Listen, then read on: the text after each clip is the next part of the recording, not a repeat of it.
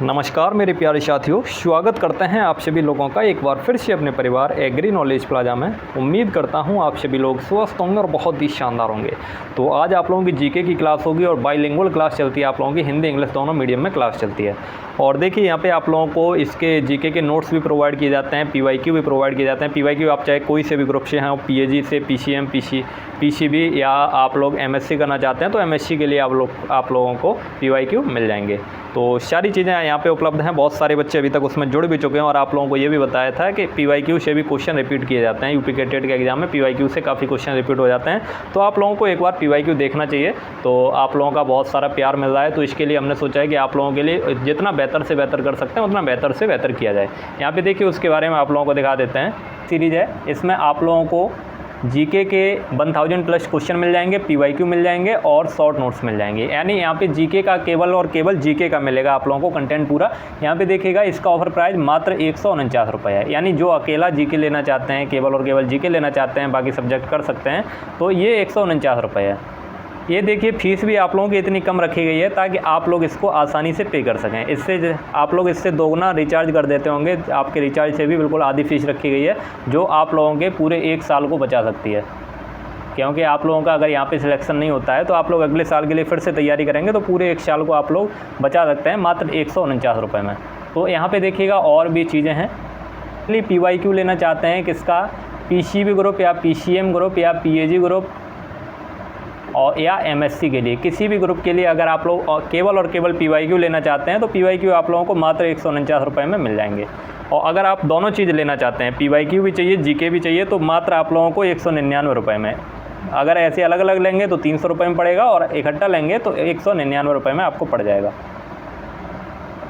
यहाँ पे देखिए ये आप लोगों के लिए ये जीके प्लस पीवाईक्यू दोनों की इकट्ठी सीरीज लेके आ गए हैं, दोनों की एक साथ। ये मात्र आप लोगों को 199 रुपये में मिल जाएगा। यहाँ पे देखिएगा आप लोगों को जो पीसीबी और पीसीएम ग्रुप वाले हैं, इन लोगों को पीवाईक्यू प्रोवाइड कर दिए जाएंगे और जीके के आप लोगों को शॉर्ट नोट्स प्रोवाइड कर दिए जाएंगे। क्योंकि जीके आप लोगों को दिक्कत होती है थोड़ा पढ़ने में, तो हमने आप लोगों के लिए शॉर्ट नोट्स तैयार किए हैं, वो आप लोगों को यहाँ पर प्रोवाइड कर दिए जाएंगे।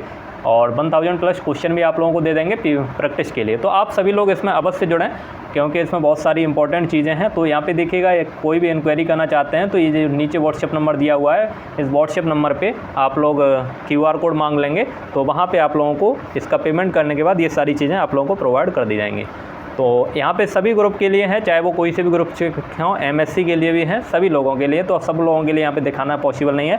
आप लोग यहाँ पे ये जो व्हाट्सएप नंबर दिया हुआ है, यहाँ पे आप लोग मैसेज करेंगे तो वहाँ पे आप लोगों को वो जानकारी दे दी जाएगी। तो चलिए अब शुरू करते हैं अपनी क्लास को। तो यहाँ पे देखिए आज आप लोगों की जीके की क्लास होने वाली है। और यहाँ पे देखिए आज का पहला क्वेश्चन है, भारत का प्रथम डिजिटल राज्य कौन सा बना? फर्स्ट डिजिटल स्टेट कौन सा है? तो ये बना था केरल। कौन बना था? केरल जो है, केरल प्रथम डिजिटल राज्य बना था। और ये कब बना था? तो 2016 में बना था। कब बना था? 2016 में बना था। उस समय जो राष्ट्रपति जी थे, प्रणब मुखर्जी जी थे, उन्होंने ही इसको डिजिटल राज्य का दर्जा दिया था, घोषित किया था 2016 में। किसने? प्रणब मुखर्जी जी ने, उस समय राष्ट्रपति थे। अगला क्वेश्चन देखते हैं, सर्वाधिक चमकीला ग्रह कौन सा है? सर्वाधिक चमकीला ग्रह कौन सा है, यानी सबसे अधिक ब्राइटनेस कौन से ग्रह में पाई जाती है? तो सबसे अधिक ब्राइटनेस जो है वो किस में पाई जाती है? ये शुक्र ग्रह में पाई जाती है। शुक्र ग्रह, इंग्लिश में इसको वीनस बोलते हैं। इसको बुध को क्या बोलते हैं? मरकरी बोलते हैं।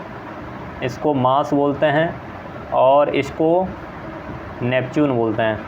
तो यहाँ पे देखिएगा, यहाँ पे सबसे चमकीला ग्रह पूछा है, तो सबसे चमकीला ग्रह कौन सा होता है? वीनस होता है। यहाँ पे देखिए और भी इनसे प्लैनेट से रिलेटेड और भी यहाँ पे चीज़ें आप लोग नोट कर लीजिएगा। कॉपी और पेन लेके तो बैठे ही होंगे, तो और भी चीज़ें नोट कर लेंगे। यहाँ पे देखिएगा जो बुध ग्रह होता है, यानी जो मरकरी होता है, मरकरी में क्या क्या आप लोगों को याद रखना है? ये तो सबसे छोटा ग्रह है। स्मॉलेस्ट प्लैनेट कौन सा है? स्मॉलेस्ट प्लैनेट मरकरी है और सूर्य के सबसे पास में भी है। अब मंगल जो मार्स ग्रह है, इसको इंग्लिश में मार्स बोलते हैं, तो इससे रिलेटेड क्या याद रखना है? इसको लाल ग्रह बोलते हैं। क्या बोलते हैं? लाल ग्रह बोलते हैं। किसके कारण? यानी रेड प्लैनेट बोलते हैं, आयरन ऑक्साइड की अधिकता के कारण। और जो नेपच्यून है, नेपच्यून के 13 उपग्रह हैं। कितने? 13 उपग्रह, यानी इसके 13 उपग्रह किसके हैं, नेपच्यून के हैं। और शुक्र से रिलेटेड आप लोगों को क्या याद रखना है, जो वीनस है एक तो सबसे चमकीला ग्रह हो गया, एक तो सबसे चमकीला ग्रह हो गया, इसको पृथ्वी की बहन भी कहा जाता है, पृथ्वी की बहन भी कहा जाता है, इवनिंग स्टार या मॉर्निंग स्टार के नाम से भी जानते हैं इसको। तो ये चीज़ें आप लोग यहाँ पे याद रख लीजिएगा। और यहाँ पे देखिएगा इसका परिक्रमण काल की बात करें, यानी कितने दिन में ये परिक्रमा लगा देता है, तो 224.7 दिन में शुक्र ग्रह परिक्रमा लगा देता है, और जो वीनस है वो। और मरकरी कितने दिन में लगा देता है, तो मरकरी 88 दिन में लगा देता है। और मार्स की बात करें तो मार्स 687 दिन ले लेता है। तो आगे चलते हैं। अब पंचायती राज दिवस कब मनाया जाता है, पंचायती राज दिवस कब मनाया जाता है, तो पंचायती राज दिवस कब मनाते हैं, ये मनाते हैं 24 अप्रैल को। कब मनाते हैं, 24 अप्रैल को पंचायती राज दिवस मनाया जाता है। और 23 दिसंबर जो है यहाँ पे किसान दिवस मनाते हैं, किसान दिवस, फार्मर्स डे कब है, 23 दिसंबर को है। 24 अक्टूबर को यूएनओ स्थापना दिवस, 24 अक्टूबर जो दिया है उसको यूएनओ स्थापना दिवस, यानी संयुक्त राष्ट्र संघ की स्थापना हुई थी। और 11 जुलाई को क्या मनाते हैं, तो 11 जुलाई वाला यूपी गेटेड में पूछा भी गया है, 2019 में पूछा गया है, आप लोगों ने देखा होगा जो पेपर प्रोवाइड किया उसमें। विश्व जनसंख्या दिवस मनाते हैं, क्या मनाते हैं, विश्व जनसंख्या दिवस, 11 जुलाई को। तो यहाँ पे देखिएगा 24 अप्रैल 2010 को मनमोहन सिंह ने पहला राष्ट्रीय पंचायती राज दिवस घोषित किया था। कब, 24 अप्रैल 2010 को। अगला क्वेश्चन देखिएगा, तभी से 24 अप्रैल को पंचायती राज दिवस मनाया जाता है। नेक्स्ट क्वेश्चन है, IPL T20 का प्रथम आयोजन कब हुआ था, IPL T20 का प्रथम आयोजन कब हुआ था, तो प्रथम आयोजन 2008 में हुआ था। कब हुआ था, 2008 में प्रथम आयोजन हुआ था। और यहाँ पे कौन जीता था, तो राजस्थान रॉयल्स का यहाँ पे विजेता रही थी ये टीम। 2008 में प्रथम आयोजन हुआ था। और अभी भी इससे रिलेटेड आप लोगों को जो IPL से रिलेटेड जो भी क्वेश्चन होंगे वो आप लोगों को करा दिए जाएंगे, क्योंकि IPL अभी चल रहा है तो पूछ लिया जाएगा आप लोगों से। यहाँ पे देखिएगा, एक सींग वाले गैंडे के लिए प्रसिद्ध नेशनल पार्क, एक सींग वाले गैंडे के लिए प्रसिद्ध नेशनल पार्क कौन सा है, तो ये है काजीरंगा नेशनल पार्क। कौन सा, काजीरंगा नेशनल पार्क जो है ये प्रसिद्ध है। ये कहाँ पे पड़ता है, तो ये असम में पड़ता है, असम में पड़ता है। और चंद्रप्रभा कहाँ पे पड़ता है, ये चंदौली में पड़ता है। मानस वाला ये भी असम में पड़ता है। और गिर कहाँ पे पड़ता है, तो गिर गुजरात में पड़ता है, जूनागढ़ गुजरात में पड़ता है। और एशियाई शेरों के लिए प्रसिद्ध है कौन सा, गिर नेशनल पार्क। अगला क्वेश्चन देखिएगा, अगला क्वेश्चन है, प्रथम नेशनल पार्क इंडिया का फर्स्ट नेशनल पार्क कौन सा है, तो जिम कॉर्बेट नेशनल पार्क। कौन सा, जिम कॉर्बेट नेशनल पार्क को जो है ये इंडिया का फर्स्ट नेशनल पार्क है। और ये कब बना था, तो उत्तराखंड में 1936 में, 1936 में बना था। और सुंदरबन नेशनल पार्क कहाँ पे है, तो सुंदरबन नेशनल पार्क ये वेस्ट बंगाल में है, वेस्ट बंगाल में। दुधवा नेशनल पार्क लखीमपुर खीरी में है, यूपी में ही है। यूपी में कहाँ पे, लखीमपुर खीरी जिला। लखीमपुर खीरी वाला अगर कोई होगा तो यहाँ पे कमेंट करके बता दोगे एक बार, लखीमपुर खीरी का अगर कोई है। अगला क्वेश्चन देखिएगा, पृथ्वीराज राजशो के लेखक कौन है। देखिए आप लोगों के बुक से भी क्वेश्चन पूछे जाते हैं, बुक या कोई रचना होती है किसी की, तो उनसे भी क्वेश्चन पूछे जाते हैं। तो पृथ्वीराज राजशो के लेखक पूछे हैं, तो पृथ्वीराज राजशो के लेखक कौन है, तो पृथ्वीराज राजशो क्या है, ये पृथ्वीराज चौहान के बारे में जो कहानी है वो इसके लेखक हैं चंद्रबरदाई। कौन, चंद्रबरदाई। पृथ्वीराज राजशो के लेखक चंद्रबरदाई हैं। बी ऑप्शन करेक्ट होगा। कल्हड़ ने क्या लिखा है, तो कल्हड़ राज तरंगड़ी के लेखक कल्हड़ हैं। अगला क्वेश्चन देखिएगा, संविधान के निर्माण में कुल कितना समय लगा, संविधान के निर्माण में कुल कितना समय लगा था, तो संविधान के निर्माण में यहाँ पे देखिएगा 2 वर्ष 11 माह और 18 दिन, इतना समय लगा था। यानी 2 साल 11 महीने और 18 दिन का समय लगा था। तो यहाँ पे लगभग कितना, 3 साल वाला ऑप्शन बिल्कुल करेक्ट हो जाएगा। और अगला क्वेश्चन देखिएगा, बाबत हवाई अड्डा कहाँ स्थित है, बाबत हवाई अड्डा कहाँ स्थित है, सॉरी बाबतपुर हवाई अड्डा जो है ये कहाँ पे स्थित है, ये बनारस में है, बनारस में है। सी ऑप्शन करेक्ट होगा। और नेक्स्ट क्वेश्चन है, सबसे छोटा महाद्वीप कौन सा है, तो सबसे छोटा महाद्वीप होता है ऑस्ट्रेलिया महाद्वीप। कौन सा, ऑस्ट्रेलिया जो है ये सबसे छोटा महाद्वीप है। सबसे बड़ा महाद्वीप की बात करें तो एशिया सबसे बड़ा महाद्वीप है। और टोटल कितने महाद्वीप हैं? तो टोटल 7 महाद्वीप हैं। महाद्वीप को इंग्लिश में कॉन्टिनेंट्स के नाम से जानते हैं। किसके? कॉन्टिनेंट्स के नाम से जानते हैं। तो टोटल 7 कॉन्टिनेंट्स हैं। अगला क्वेश्चन देखिएगा, यहाँ पे देखिएगा 4 तो यही लिखे हुए हैं और 4 तो यही लिखे हुए हैं। 3 कौन कौन से हैं? तो एक यूरोप है, यूरोप, दक्षिणी अमेरिका और अंटार्कटिका। अगला क्वेश्चन देखिएगा, समवर्ती सूची कहाँ से ली गई है? तो समवर्ती सूची कहाँ से ली गई है? इसका सही आंसर होगा ऑस्ट्रेलिया से। समवर्ती सूची कहाँ से? ऑस्ट्रेलिया से ली गई है। आयरलैंड से क्या लिया गया है? तो आयरलैंड से राज्य के नीति निर्देशक तत्व लिए गए हैं। और रूस से जो मूल कर्तव्य हैं वो रूस से लिए गए हैं। और कनाडा से क्या लिया गया है? तो कनाडा से राज्य में राज्यपालों की नियुक्ति जो है वो कनाडा से ली गई है। अगला क्वेश्चन देखिएगा, पुलिकट झील कहाँ स्थित है? पुलिकट झील कहाँ स्थित है? तो पुलिकट झील तमिलनाडु में है। कहाँ पे? तमिलनाडु में है पुलिकट झील। और तैरता हुआ नेशनल पार्क पूछे तो तैरता हुआ नेशनल पार्क यानी फ्लोटिंग नेशनल पार्क जो है ये कहाँ पे है? ये लोकटक झील, लोकटक झील कहाँ पे है? मणिपुर में है। और महाराष्ट्र में यहाँ पे देखिएगा जो सी ऑप्शन आप लोगों का दिया है महाराष्ट्र, तो महाराष्ट्र में कौन सी झील है? तो यहाँ पे लूनर झील है, लूनर झील ये कहाँ पे है? ये महाराष्ट्र में है। और जम्मू कश्मीर, यहाँ पे कश्मीर होगा, तो जम्मू कश्मीर कहाँ पे है? तो जम्मू कश्मीर में डल झील, बुलर झील ये जम्मू कश्मीर में है। डल झील और बुलर झील ये जम्मू कश्मीर में है। आप लोगों से और यहाँ पे एक आध क्वेश्चन देख लीजिएगा, आप लोगों से अगर पूछ लिया जाए दुनिया की सबसे बड़ी ताज़े पानी की झील कौन सी है? तो अगर दुनिया की सबसे बड़ी ताज़े पानी की झील पूछी जाए तो ये है लेक सुपीरियर, लेक सुपीरियर। ये कहाँ पे है? ये नॉर्थ अमेरिका में। और भारत की पूछी जाए तो भारत की है बुलर झील। भारत की सबसे बड़ी ताज़े पानी की झील बुलर झील है और ये कहाँ पे है? ये जम्मू कश्मीर में है, जम्मू एंड कश्मीर में है। अगला क्वेश्चन देखिएगा, इस्पात नगरी किसे कहते हैं? इस्पात नगरी किसे कहते हैं? तो इस्पात नगरी बोलते हैं जमशेदपुर को। किसको? जमशेदपुर को इस्पात नगरी के नाम से जानते हैं। जयपुर को पिंक सिटी के नाम से जानते हैं, पिंक सिटी के नाम से जानते हैं। जयपुर को गुलाबी शहर बोलते हैं। और कोचीन को, कोचीन किसके लिए प्रसिद्ध है? तो कोचीन चमड़ा उद्योग के लिए प्रसिद्ध है, चमड़ा उद्योग के लिए। कानपुर भी चमड़ा उद्योग के लिए है, कानपुर भी चमड़ा उद्योग के लिए और कोचीन भी चमड़ा उद्योग के लिए। अगला क्वेश्चन देखिएगा, भाभा एटॉमिक रिसर्च सेंटर कहाँ स्थित है? भाभा एटॉमिक रिसर्च सेंटर ये कहाँ पे है? तो ये मुंबई में है। कहाँ पे? मुंबई में है। और इसकी स्थापना कब हुई थी? तो इसकी स्थापना 3 जनवरी 1954 को हुई थी। 3 जनवरी 1954 को इसकी स्थापना हुई थी भाभा एटॉमिक रिसर्च सेंटर की। कर्क रेखा भारत के किस राज्य से होकर नहीं गुजरती है?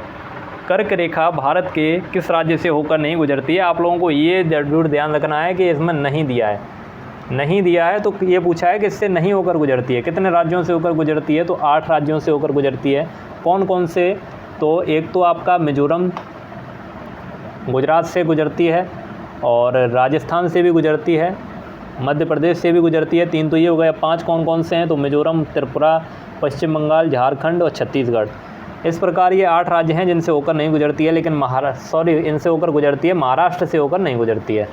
तो इसकी एक ट्रिक होती है गमछा जापत्रम, ये एक ट्रिक होती है, इससे आप लोग याद कर सकते हैं। महाराष्ट्र से होकर नहीं गुजरती है, तो ये इसका सही आंसर हो जाएगा। अगला क्वेश्चन देखिएगा, पोलो खेलते वक्त किसकी मृत्यु हुई थी? यानी पोलो खेलते टाइम किसकी मृत्यु हुई थी? पोगो, एक बात याद रखिएगा, पोलो को चौगान के नाम से भी जानते हैं। क्या? चौगान के नाम से भी जानते हैं। चौगान होगा, गान, चौगान के नाम से भी जानते हैं इसको। तो ये खेलते वक्त किसकी मृत्यु हुई थी? तो कुतुबुद्दीन ऐबक की। किसकी? कुतुबुद्दीन ऐबक जो है इनकी पोलो खेलते वक्त मृत्यु हुई थी। और हुमायूं की मृत्यु जो है, यहाँ पे नीचे बाबर दिया हुआ है, हुमायूं जो है, हुमायूं की भी पूछ ली जाती है। तो हुमायूं की मृत्यु सीढ़ियों से गिरकर हुई थी। पुस्तकालय की सीढ़ियों से गिरकर हुई थी, सीढ़ियों से गिरकर हुई थी हुमायूं की मृत्यु। और कुतुबुद्दीन ऐबक जो था वो गुलाम वंश का संस्थापक था। अगला क्वेश्चन देखिएगा, फरीद किसका वास्तविक नाम है? फरीद किसका वास्तविक नाम है? तो ये बचपन के नाम जो हैं ये आप लोगों को प्रोवाइड कर दिए गए हैं। उनमें देख लीजिएगा, और उनमें अगर ये वाला नाम ना लिखा हो तो आप लोग इसको नोट कर लीजिए, शायद उसमें ये वाला नाम मेंशन करना भूल गए, तो ये वाला नाम आप लोग नोट कर लीजिएगा। फरीद किसका वास्तविक नाम है? तो ये शेर शाह सूरी का, किसका? शेर शाह सूरी का वास्तविक नाम था फरीद, यानी बचपन का नाम था। अगला क्वेश्चन देखते हैं, रामतनु पांडे किसका मूल नाम था? तो रामतनु पांडे ये आप लोगों को प्रोवाइड किया गया है, उसमें जो आप लोगों को नोट्स दिए गए हैं पेड बैच में, उसमें ये चीज़ दी गई है। रामतनु पांडे किसका नाम था? जल्दी से आप लोग बताइएगा फटाफट। एक क्वेश्चन ऐसे भी आता है, बचपन के नाम से पूछ लिया जाता है एक क्वेश्चन। तो यहाँ पे देखिएगा रामतनु पांडे जो है ये किसका नाम था? तो रामतनु पांडे तानसेन का बचपन का नाम था। किसका? तानसेन के बचपन का नाम रामतनु पांडे था। और यहाँ पे देखिएगा बीरबल के बचपन का नाम क्या था? तो महेश दास था। और नाना साहब के बचपन का नाम दोदू पंत था।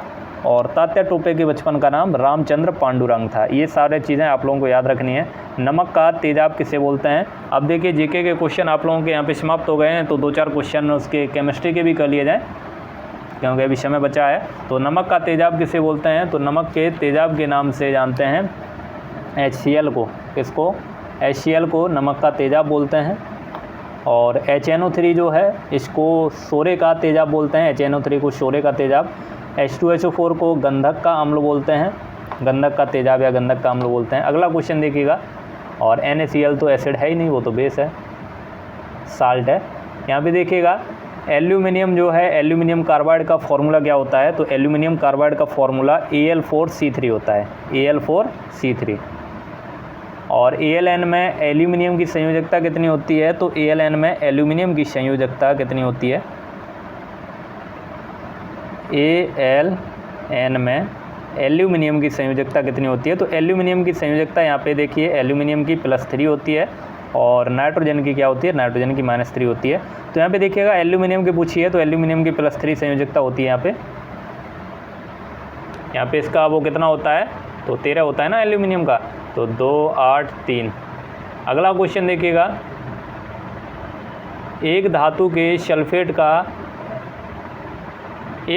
सल्फेट का अगर ये फॉर्मूला है तो धातु के फॉस्फेट का फॉर्मूला क्या होगा? तो ऐसे भी क्वेश्चन पूछ ले जाते हैं। तो ऐसे क्वेश्चन जो हैं यहाँ पे देखिएगा M3PO4 का होल ट्वाइस होगा, इसका फॉर्मूला क्या होगा? M3PO4 का होल ट्वाइस। इसका C ऑप्शन करेक्ट होगा। डाल्टन के अनुसार द्रव्य छोटे छोटे कणों से मिलकर बना होता है, जिससे कहते हैं, डाल्टन के अनुसार द्रव्य छोटे छोटे कणों से मिलकर बना होता है, जिसको क्या बोलते हैं? जिसको परमाणु बोलते हैं। क्या बोलते हैं? परमाणु, यानी एटम बोलते हैं उसको। अगला क्वेश्चन देखिएगा, अणुभार और बाष्प घनत्व में क्या संबंध होता है? यहाँ पे ऑप्शन नहीं लिखे हैं, तो आप लोग ऐसे ही लिख दीजिए। अणुभार और बाष्प घनत्व में, यानी मॉलिकुलर वेट और वेपर डेंसिटी में क्या वो होता है रिलेशन? तो मॉलिकुलर वेट बराबर क्या होता है? 2 × वेपर डेंसिटी। 2 × वेपर डेंसिटी ये उसका फॉर्मूला होता है। अगर आप लोग ऐसे लिखेंगे इसको, वेपर डेंसिटी बराबर, तो मॉलिकुलर वेट अपॉन 2 हो जाएगा। तो ये इसका फॉर्मूला होता है, इसको आप लोग लिख लेंगे। और ये है क्वेश्चन, क्लोरीन माइनस में इलेक्ट्रॉन की संख्या कितनी होती है? तो क्लोरीन माइनस में पूछा है, तो माइनस में यहाँ पे देखिएगा आप लोगों को एक चीज़ याद होनी चाहिए, अगर किसी पे माइनस लगा है तो उसमें इलेक्ट्रॉन जुड़ जाता है, माइनस लगा है तो जुड़ता है, और प्लस लगा है तो घटता है। तो क्लोरीन का वैसे कितना होता है? वैसे 17 होता है इसका इलेक्ट्रॉन, और 17 पे 1 माइनस लगा है तो 1 जुड़ जाएगा, तो यानी कितना हो जाएगा? 18 हो जाएगा इसका। तो 18 वाला ऑप्शन जो है वो बिल्कुल करेक्ट हो जाएगा। और इसी के साथ आप लोगों की क्लास जो है वो आज समाप्त होती है। आप लोगों के क्वेश्चन जो थे वो पूरे हो चुके हैं। अगर आप लोगों को क्लास अच्छी लगी हो तो इसको लाइक कर दीजिए, और चैनल पे नए हैं तो चैनल को सब्सक्राइब भी अवश्य कर लीजिएगा। देखिए, आप लोगों को अगर जीके के नोट्स चाहिए और PYQ वगैरह चाहिए किसी भी चीज़ के, तो आप लोग यहाँ से ले सकते हैं। आप लोगों को शुरुआत में उसके बारे में जानकारी दे दी है, तो शुरुआत में आप लोग वीडियो देख लेंगे, वहाँ से आप लोगों को नंबर मिल जाएगा, तो वहाँ से आप लोग इसको ले सकते हैं। तो चलिए मिलते हैं आप लोगों को कल वाली क्लास में। तब तक के लिए ख्याल रखिए अपना, तैयारी करते रहिए। जय हिंद, वंदे मातरम।